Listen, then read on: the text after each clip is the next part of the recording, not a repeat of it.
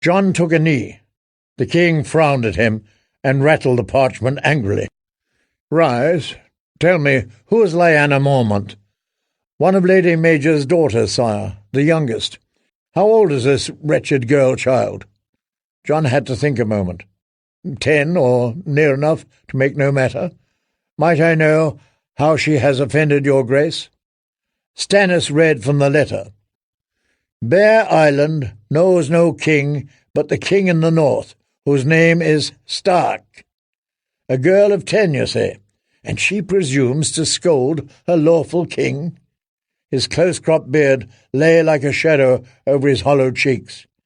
"See that you keep these tidings to yourself, Lord Snow. Carhold is with me.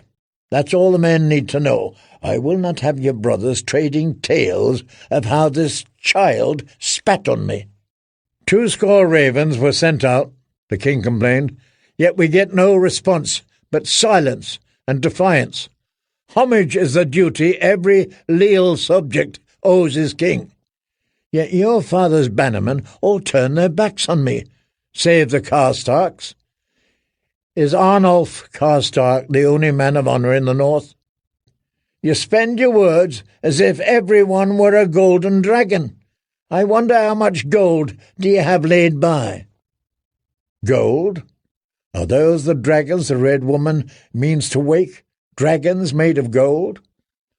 "Such taxes as we collect are paid in kind, your grace. The watch is rich in turnips, but poor in coin." "Turnips are not like to appease Salador San. I require gold or silver. For that you need White Harbour. Lord Manderley is the richest of my Lord Father's bannermen." "Lord too fat to sit a horse." The letter that Lord Wyman Manderley had sent back from White Harbour had spoken of his age and infirmity and little more. Stanis had commanded John not to speak of that one either.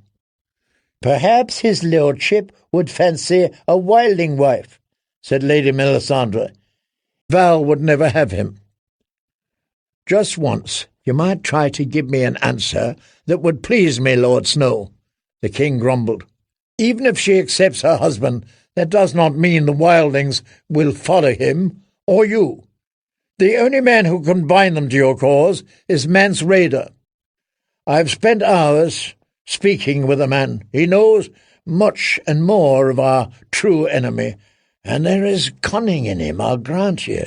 Even if he were to renounce his kingship, though, the man remains an oath-breaker.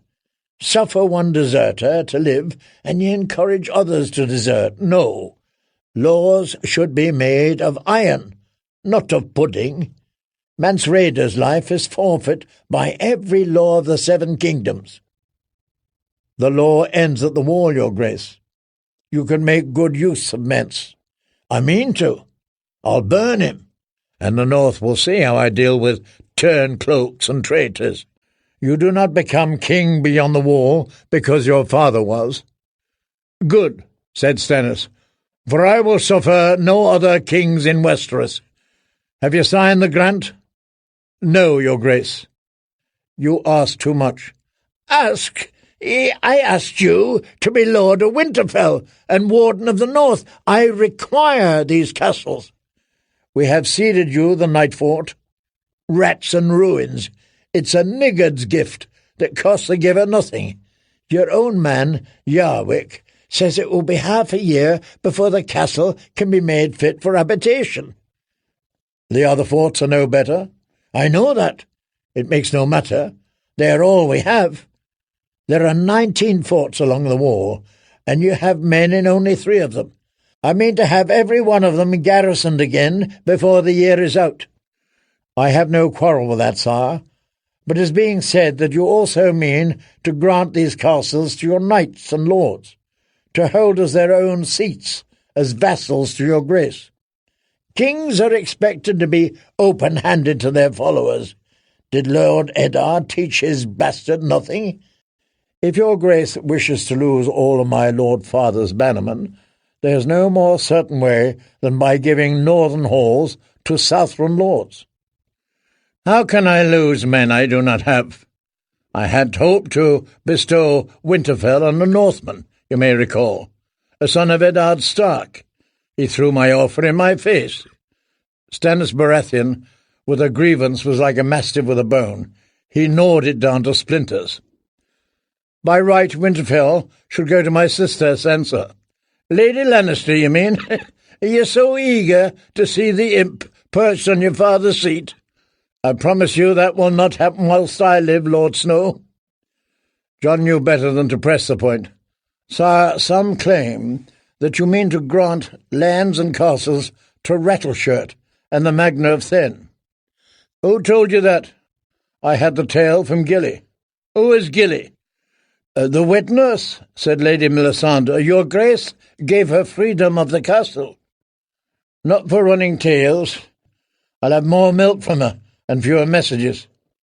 I'm sending Gilly south on the next ship out of Eastwatch. The king was confused. I thought the wet nurse was this man Craster's daughter.